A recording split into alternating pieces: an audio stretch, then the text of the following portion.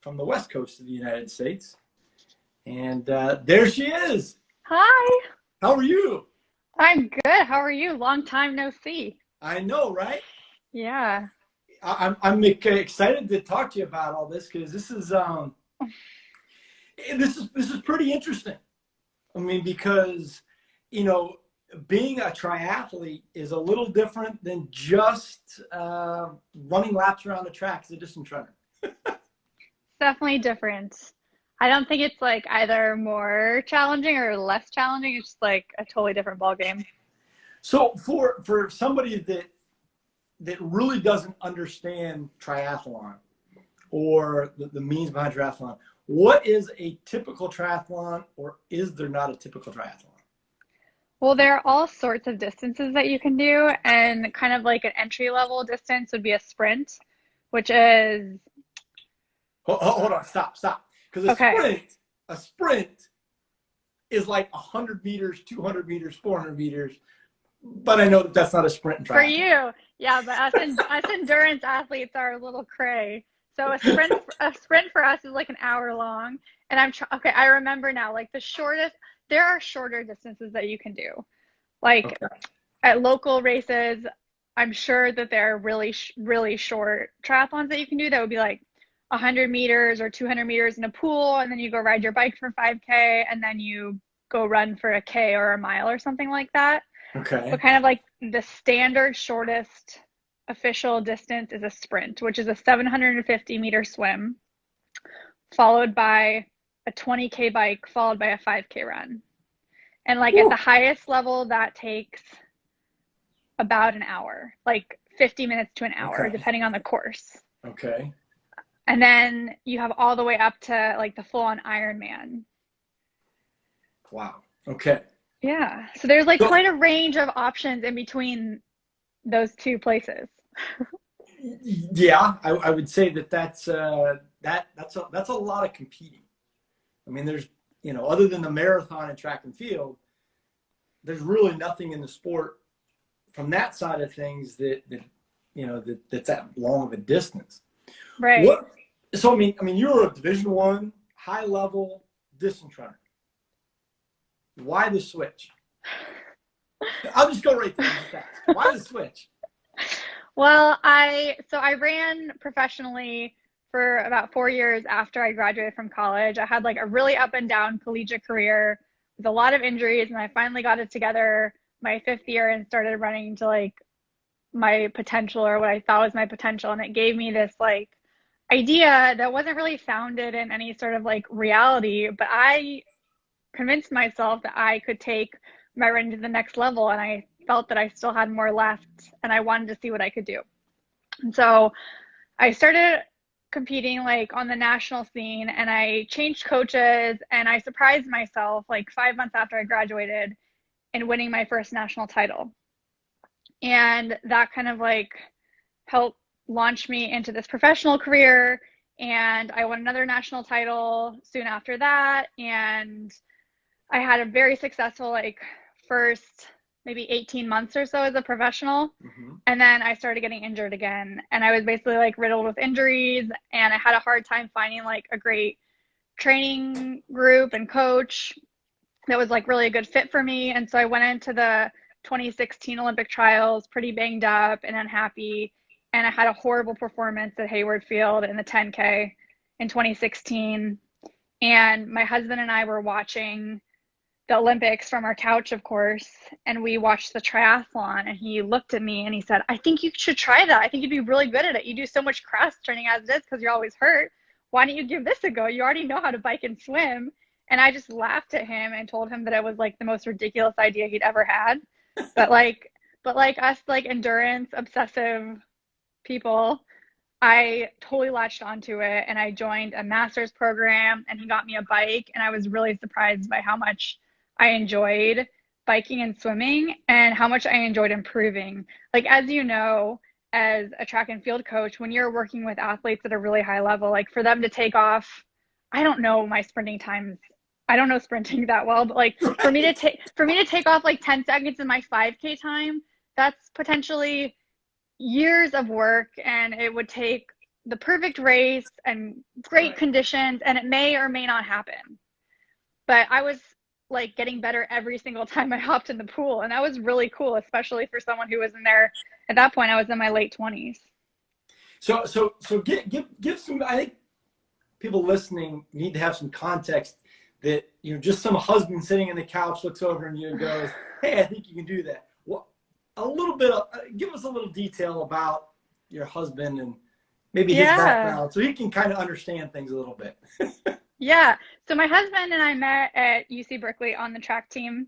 We were laughing last night, actually, because I told him that I was doing this interview with you, and he was like, I think the last time I saw Fetzer was at Hayward when he was competing at track nationals in the steeplechase. And apparently you saw him and you were kind of surprised and you looked at him and you said, Sodaro, when did you get fast? Hey, I got jokes all the time, right? Oh my gosh. But so my husband was a walk-on at Cal and ended up being very successful there. He broke 4 minutes in the mile and was an All-American steeplechaser and really, really great athlete.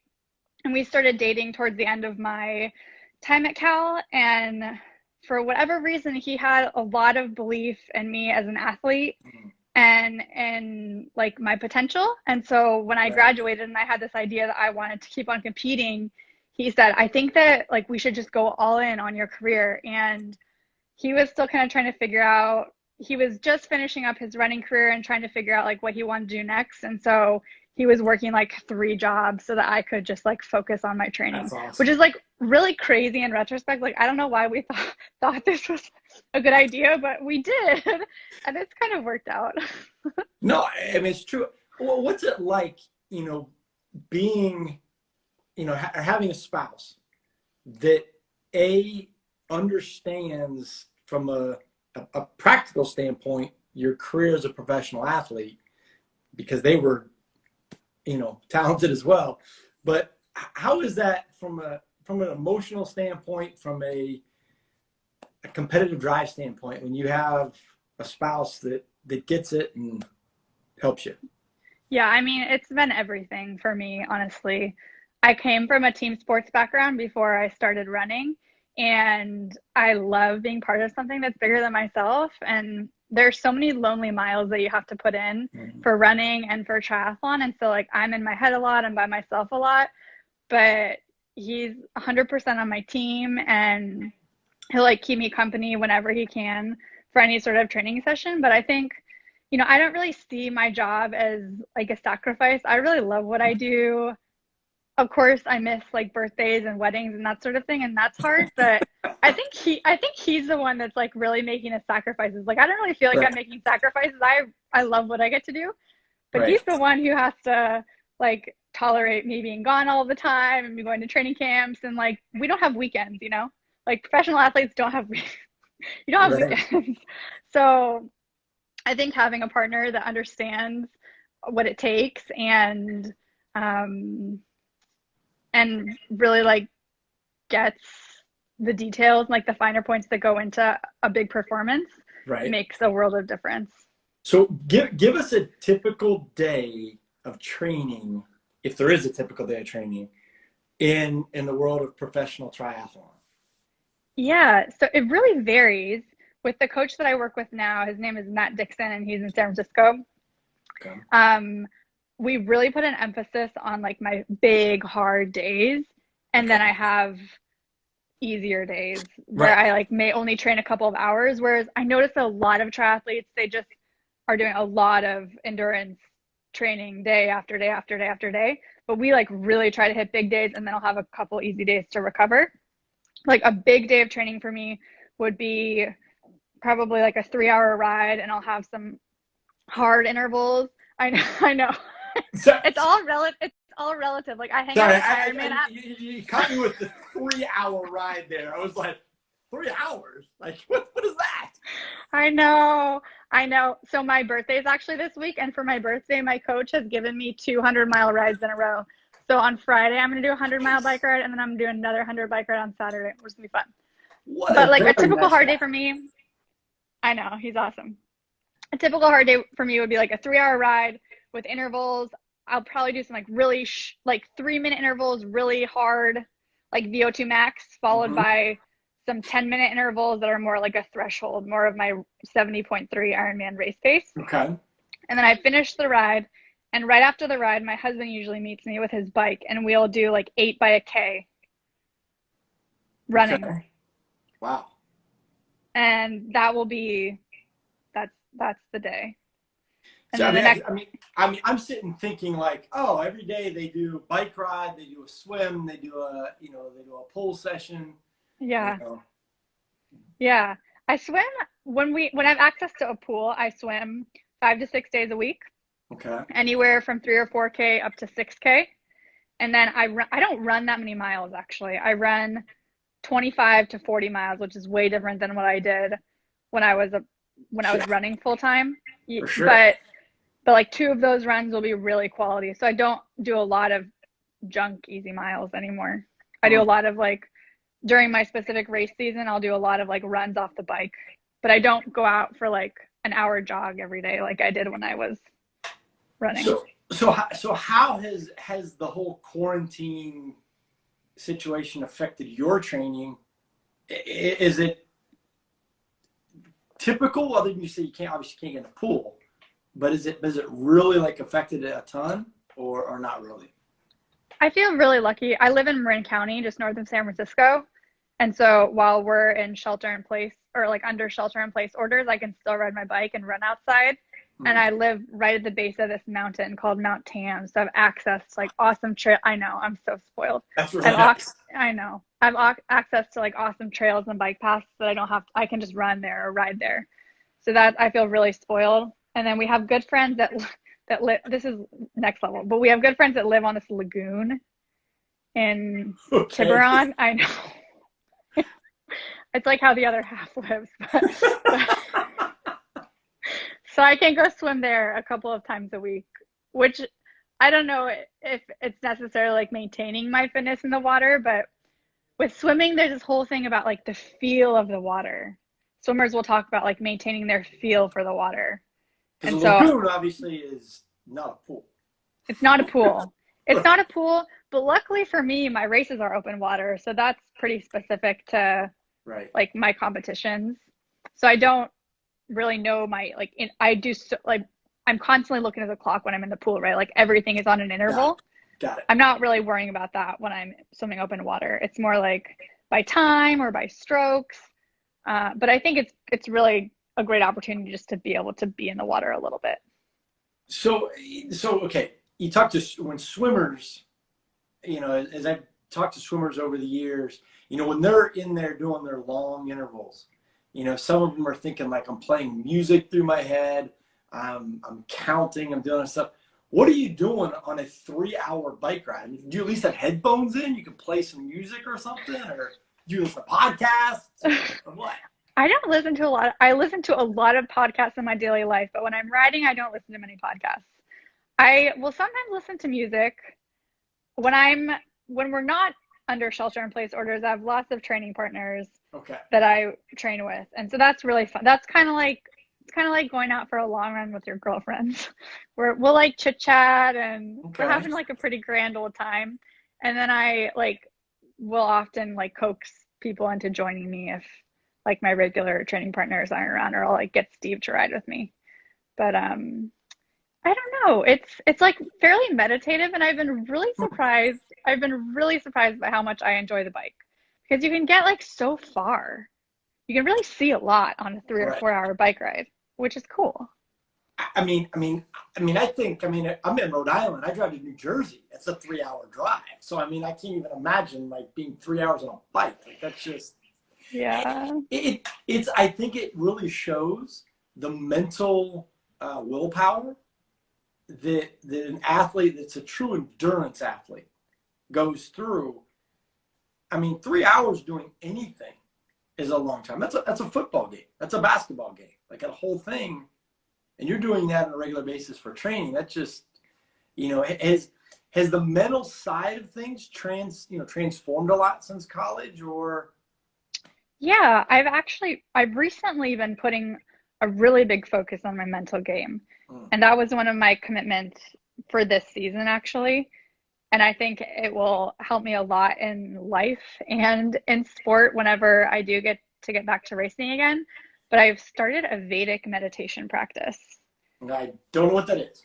It's pretty cool. So you have to take a course with a Vedic meditation teacher, Okay. and they become your guru.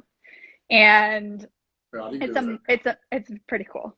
It's a mantra-based meditation. And so you go through this ceremony and you receive a mantra from your guru, and it's a twice daily practice. So 20 minutes in the morning and 20 minutes in the afternoon. Huh. Okay. And you repeat your mantra silently in your head with your eyes closed.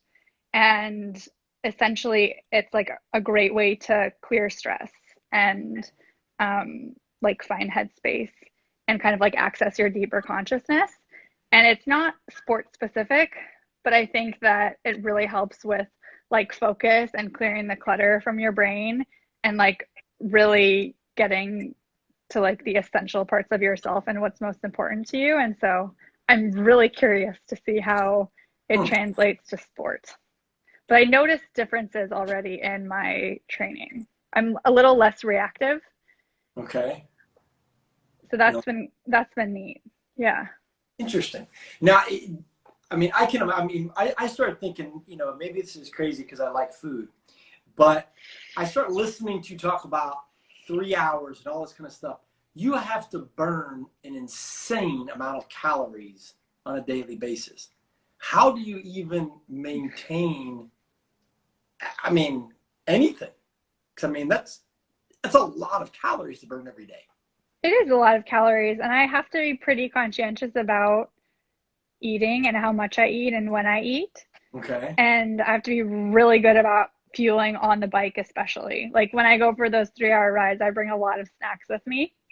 And I'm sponsored by this company called VFit Sport, which is based in the Netherlands. And so I love their products. They like make a bunch of different gel flavors that are awesome. And then they make like recovery products that I use.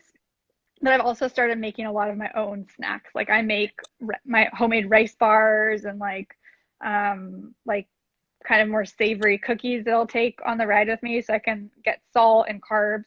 I just did baking the first time ever. Your first time ever baking? First time ever baking like last week.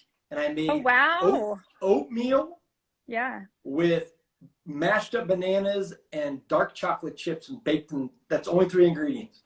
Yeah, how was it? You could eat them. You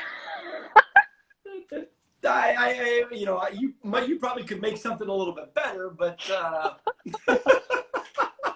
well, go you.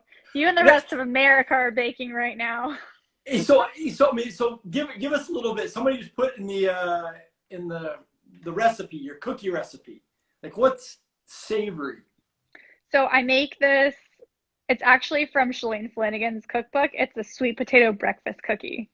Oh, okay. You got me intrigued. I like sweet potatoes. It's really good. So it's not like sweet like a traditional cookie. And I guess you could add chocolate chips or something in there, but I don't do that when I take it on the ride because I like something salty when I'm training because you're losing salt, of course. Yeah. And then I make these rice cakes. So you take sticky rice, you cook sticky rice like in an Instapot or rice cooker or whatever, and you add sushi rice. Is that right? Like sushi rice, exactly. Okay. Sushi rice. And you cook it, and then you add in some coconut oil and cream cheese, and you can add like scrambled eggs and cut up bacon. Oh wow! Like that's right. That's like really that's not a cookie. That's a breakfast. That's really easy. No, then you put it in. So you cook it. You do 2 cups of rice, and then you put in all the stuff. And then you put it in a plastic bag and you flatten it out like with a cutting board and put it in the fridge overnight. And then you cut it into squares and you wrap it up. You wrap it up in like tin foil and you can stick it in your cycling jersey. I think you have a new company. Somebody needs to pick this up. You can have Chelsea bars.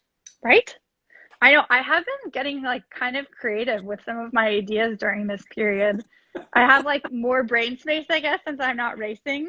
Right. And so I've been like my creative juices have been flowing. That's been kind of a good thing, I guess. That is a very good thing. How many times a year like do you do a triathlon?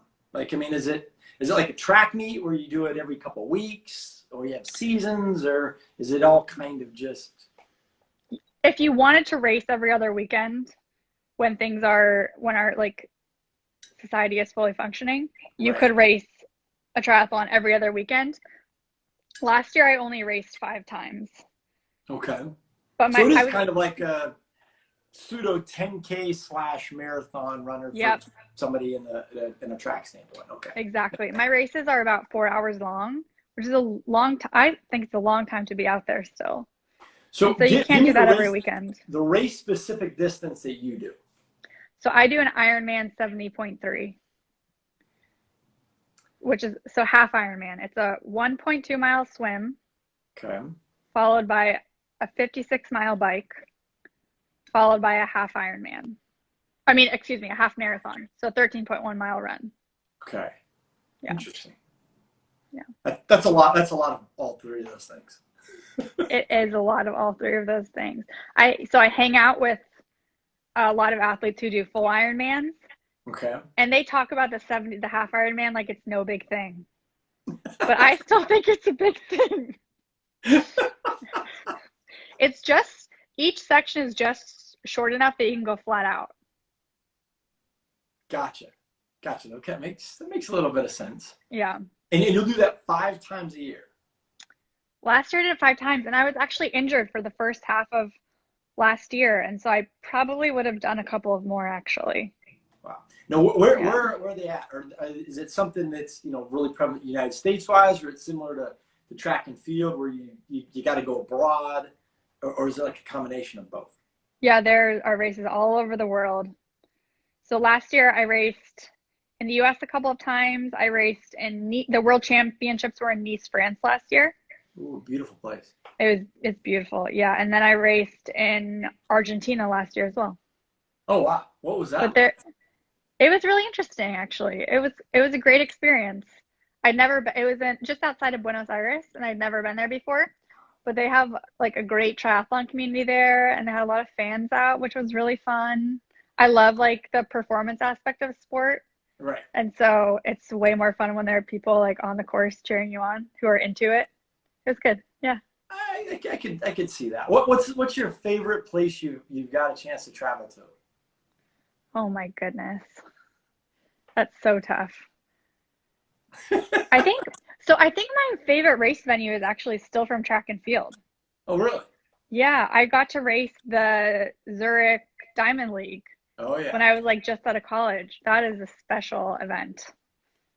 Zurich is you Yeah. probably I'm going to say you're the 10th person that's Really? been doing these that have said Zurich because I mean Okay. it's Switzerland and it's gorgeous and everybody talks about the chocolates and all that kind of stuff too. So And just like they do it right. Like that's how track and field should be. They had yeah, like a light show and you can bet and it's just a big party. I'm with you on that one. Yeah. I'm totally with you on that one. We could take a cue from that maybe. We should.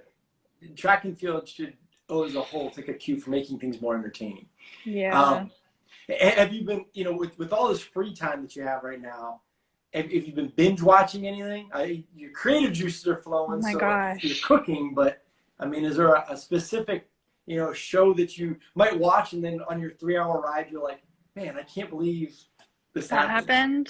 happened. I know. We watched Big Little Lies recently What is on it? HBO. It's called Big Little Lies. It's with Reese Witherspoon and Kerry Washington. Somebody And was talking about that the other day.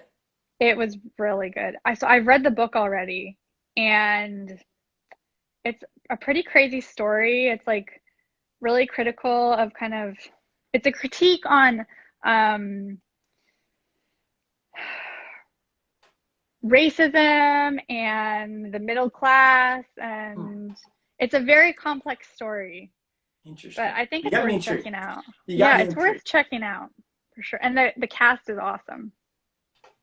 Well, let's. I want to before I let you go. I gotta get a little deep with you Okay. because going with making that shift over, and you talked about at the beginning, going from being an elite track and field athlete to being a professional triathlete. What advice would you have for somebody that's struggling with injuries and struggling with kind of that that way of, of life as a professional athlete? Yeah, that's a good question. I think I always really got back to like my belief in myself. And when I encountered someone like a doctor or a coach or something who told me that I was screwed or that there wasn't an answer for my problem, I found someone else who could give me a It's good. I like that. who could give me a better answer. And you know what? There are like incredible creative like doctors and therapists and coaches out there who will work with you to help you find a way if you want something bad enough. And, I had some pretty serious injuries in my career, but I just never took no for an answer. And that doesn't mean to say that I didn't like really struggle or have self-doubt, because I had a lot of those things. Right. But I always like found people who were really smart and really motivated to help me like find my stride again or to take me to the next level. And so I would just recommend like find people who are in your corner and who are really bright and like will help you find the answers to whatever you're dealing with. I like that. All right, last question. Advice to somebody that's an aspiring triathlete. Oh man. What nugget of wisdom would you give them? Say, hey, this is something I screwed up on early. You need to work on this now. Oh goodness. That's tough. I try to make tough questions every once in a while. Most of the time I just drink coffee and enjoy things. I like it. Oh God. I actually didn't really like my first triathlon. I didn't think it was that fun. It was really hard. Really? Yeah, it was really hard. I would say, gosh, I would say, you know what? It's so much training and such an investment of time that I kind of, for my last answer, I would surround yourself with other people who are kind of like-minded.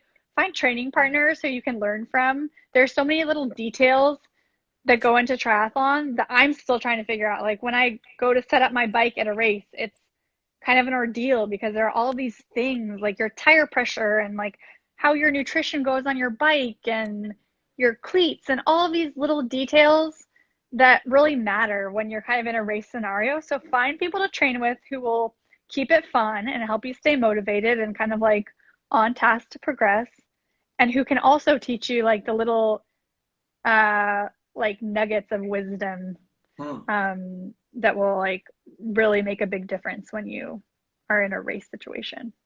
It's amazing how important it is to surround yourself with good people and with people. That's 100%. That's everything, I think. It's a big thing. Chelsea, thank you so much for joining us. We appreciate it. It's I think it's definitely enlightening for some people that don't know that much about triathlon, and then also see like, hey, like I know her. I mean, it's awesome. Yeah, well, thanks so much for having me. It's really good to see you. You as well. And we'll look forward to keeping up with you and checking out. If somebody wants to follow you or find more about you, how do they do that? Yeah, so I'm probably most active on Instagram at Chelsea Sodaro. It's just at Chelsea Sodaro. Yeah. That's easy. That's easy. Want to give a shout out to any